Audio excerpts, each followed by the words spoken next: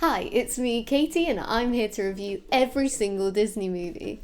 So for the past 7 months, I've been creating mini reviews on TikTok of every single Disney-owned movie. Today, I posted my 100th review.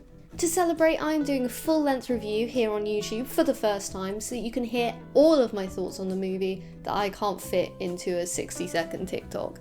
And with that being said, here's my review of the 2013 movie Frozen. So I want to start off by looking at the characters in this movie. So on the one hand, we have Anna, who is goofy and lovable, so relatable, she likes chocolate. And on the other hand, we have Elsa, who is literally none of those things. How are they related? I don't know. They both fit into their boxes so well that it kind of gets a bit annoying. Like, no, you can't marry a man you just met because that's dumb. And let's just let your sister off a little bit. Like, come on now. But at the same time, I don't really hold it against them. I'm talking about them as if they're real and they're characters in a Disney movie, but keep up with me here. I don't really hold it against them because if anything, it might add to their characters. They're not perfect. You know, they've been through some stuff as children. They've been shut indoors, kept away from everyone, isolated from the world. Okay. I love Kristoff as a character. Him and Anna, their energies match so well, and that is a credit to the dialogue writers. I think people have a tendency to dismiss Olaf as like an annoying character who's just there to entertain the children. But like, I laughed. I'm not a child. I'm not a child. It wasn't like a, oh, that was a joke. Yeah, that was funny laugh. I'm talking like properly laughing. Like it was funny. Right? I really hope it was actually funny and I don't just have the humour of a child. Now, this guy really is here to just entertain children because he does not entertain me. He just shouldn't be there. The movie would be improved so much without the Prince of Weasel Mania or whatever he is. All in all, I rated characters an 8 out of 10. Now let's take a dive into the plot of the movie. Is it your standard Disney plot? Absolutely. Does it work? Of course it does. They've been perfecting it for the last 80 years. The idea that Elsa is sort of the villain of her own story is super cool, but I wish they'd looked into that more. Instead, 1 second everybody's like, sorcery, magic, what is this? And then the next second they're like, yay, ice rings, party. Now when I tell you, I lost my mind the first time around watching this scene. Iconic.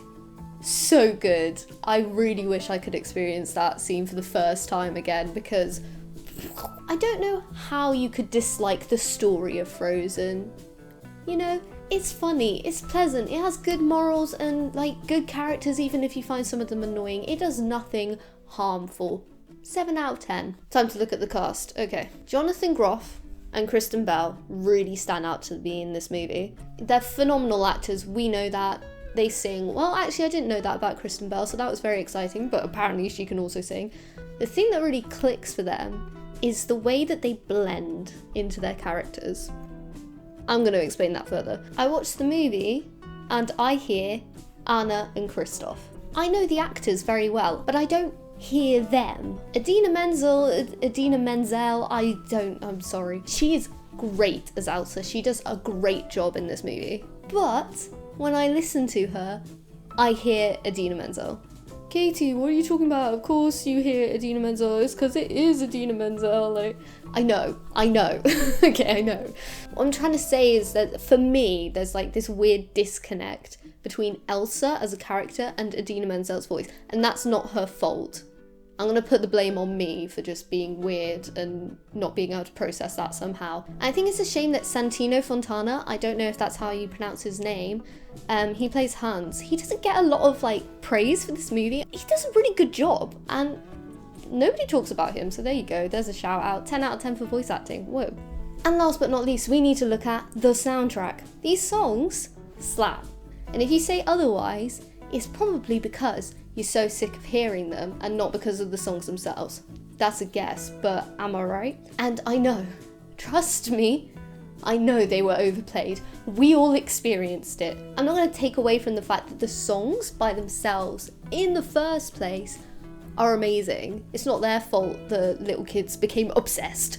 Like in the reprise of For the First Time in Forever, where she gets struck, and then it goes back to the motif of Frozen Heart, the do do do do do do.